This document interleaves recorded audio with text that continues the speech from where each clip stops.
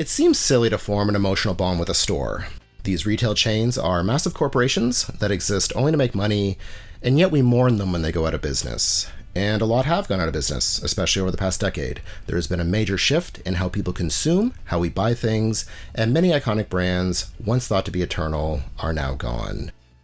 That is what we are going to be talking about today on the Videocast: dead retail and the different ways we form emotional bonds with soulless corporations. We will be looking at some examples of retail chains that have gone under, some that have been brought back, zombie brands, and why we fondly remember companies that really only cared about how much money they could get out of us. As always, I am your host, Brian. Patreon.com/PixPortraits is how you can support us here. We have a ton of exclusive videos over there, further exploring topics we've discussed here on the Videocast. $5 a month gets you access to all that. You can also read or listen to my book, The Nostalgia Economy.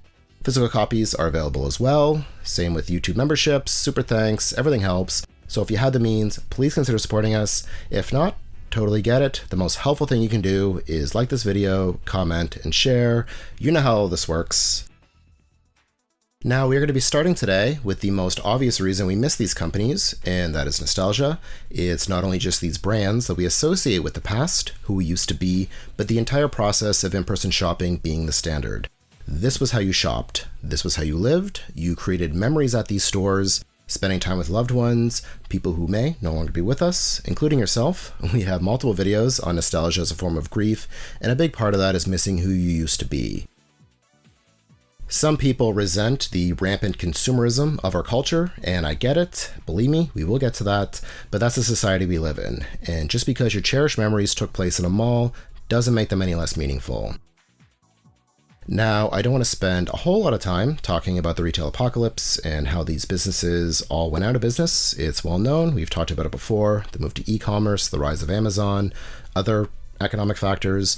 We're not really going to be focusing on the financial side of things. I am way more interested in the emotional effects these places closing had. Beyond nostalgia, why did we fall in love with these places to begin with? The basic answer is they served a need. They offered goods or a service we wanted. We paid them for it, a transactional relationship. But it didn't stay that way. We invested in them emotionally. We are still thinking about them today, still remember them fondly, even though they couldn't care less about us because they no longer exist. Their function was to make money. They no longer do that. That's it. Done. Of course, we can spend money elsewhere. We can still find that dopamine hit that comes with spending money, especially frivolously. It feels real good to drop a lot of money on something you don't really need, but it doesn't feel the same as it used to. And a lot of that has to do with nostalgia, but also branding. Demographics. We fall in love with brands that appeal to us, who we think we are or who we want to be, just like the music we listen to or the clothes we wear, the places we shop inform our personality. Looking at something like Sears or Kmart, these places were family friendly. You see families in a lot of their advertising. Commercials centered around mothers, fathers, and kids, the family unit as a whole. I'm Canadian, and we had Zellers, very much the same vibe. I made a ton of great memories there, and it's been gone for well over a decade at this point. Still, I can see my family, my experiences in childhood whenever I revisit Zellers, mostly through old commercials, because that's all that's left. I'd say the biggest and best example of an emotional relationship with a defunct retailer, for my audience at least, my demographic, is Toys R Us. When they announced they were closing, multiple generations expressed sorrow because for many, it was a cornerstone of their childhood. It marketed itself that way. I don't want to grow up. I want to be a Toys R Us kid. Like Blockbuster was for video rental, Toys R Us was synonymous with the toy store. It was wrapped up in Christmas, birthdays, joy, and its demise hit when a lot of its former customer base was hitting a certain age. Aging can be tough, feeling old, and suddenly the world they grew up in was very quickly disappearing. Toys R Us does still exist here in Canada. They actually recently added vinyl records because why not? This is something a lot of retailers do when they are struggling. They try to diversify their stock instead of just being a toy store. And selling toys, they have to sell something else. The same thing happened with HMV, which is actually the brand that they sell the records under. This was a British retailer that was very big here until it went under. Very fondly remembered by many, including myself. I loved HMV so much.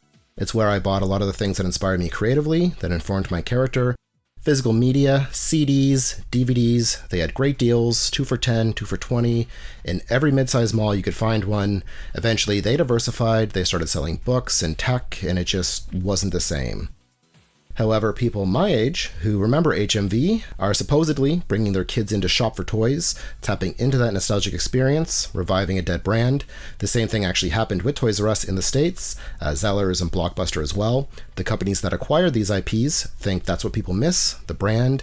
They do these very superficial efforts to capitalize on nostalgia, hopefully make some money, but it's not the same because of course it isn't. It's not the brands we miss, it's the times, and you can never get those back. We have a very personal relationship with these places, but there was nothing personal about them. They were businesses and they did business things. Another fondly remembered store from my youth, Future Shop, was acquired by former competitor Best Buy. I loved Future Shop, just like HMV. It was one of my favorite stores, but they really screwed over their employees. When they went under, there was little warning. Thousands of people were jobless overnight. Same with Target Canada, which cannibalized Zellers and poached a lot of the local retail talent with promises of benefits and better wages. Went bust very quickly, more jobs lost. The retail shopping experience has declined so much. It was always about making money, but we used to get a lot more in exchange for that money in terms of a customer experience. Retail ain't what it used to be. Much of it has been automated or positions have merged and one person is doing the work of 3. It may not require an education, but working retail is not an unskilled job. The patience required to deal with customers alone, my God. These jobs are important, even if they are looked down upon or treated as expendable by these companies who expect year after year of increasing profits. And they get them until they don't. Until they go bankrupt, close up shop, fire all the employees, protect the shareholders, of course. But still, we remember them like old flames. They invested a lot of money to make sure we were invested in them, and we still are. Read the comments of any one of the hundreds of old commercial compilations on this platform, and you will see people pining for Toys R Us, for Blockbuster. Clearly, I'm pretty jaded on the whole thing, but people get very excited when a dead brand is brought back to life, even if it's just in their memories. What do you think? Let me know in the comments what stores you miss shopping at. What would you like to see make a comeback? If you enjoyed this video, be sure to give us a thumbs up, subscribe, share, and again, if you had the means, please consider supporting us. We will be talking about this more on Patreon in the coming weeks. $5, you can get access to that and dozens of other videos and help keep all this going. Patreon.com/PixandPortraits. As always, thank you so much for your interest in this channel, and thanks for watching. See you in the future.